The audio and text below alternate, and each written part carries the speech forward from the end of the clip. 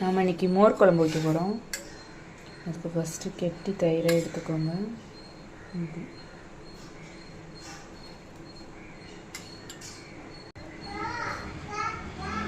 அதில் கொஞ்சோண்டு மஞ்சத்தூள்,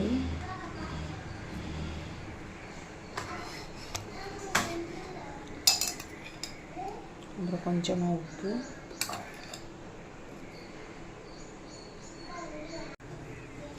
இதில் கொத்தமல்லி, இஞ்சி, மிளகாய் இருக்குது. இதை நம்ம மிக்ஸி ஜாரில் அடித்து எடுத்துக்க போகிறோம்.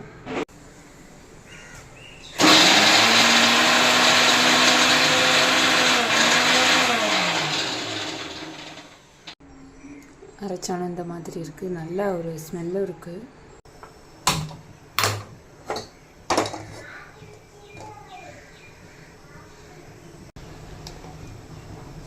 கொஞ்சமாக எண்ணெய் காஞ்சோன்னே கடுகு,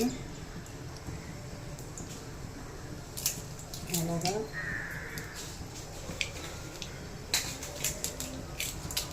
கொஞ்சமாக போட்டுக்கோங்க. ஏன்னா ஆல்ரெடி நம்ம மிளகாய் பச்சை மிளகாய் அரைச்சிருக்கோம், அதை போட்டு தானே அரைச்சிருக்கோம். கொஞ்சமாக சீரகம், அரைச்சி வச்சுருக்க மிளகு சேர்த்துருங்க. கருவேப்பிலை போடுவாங்க. என்கிட்ட கருவேப்பிலை இல்லைன்றதுனால நான் அதை ஸ்கிப் பண்ணிக்கிட்டேன். எனக்கு ஒன்று போட்டுக்கோங்க. அடுத்து இந்த மோரை ஊற்ற போகிறோம்.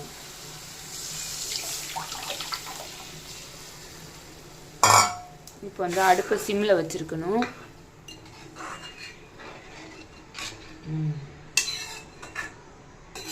மோரை ஊற்றியாச்சு.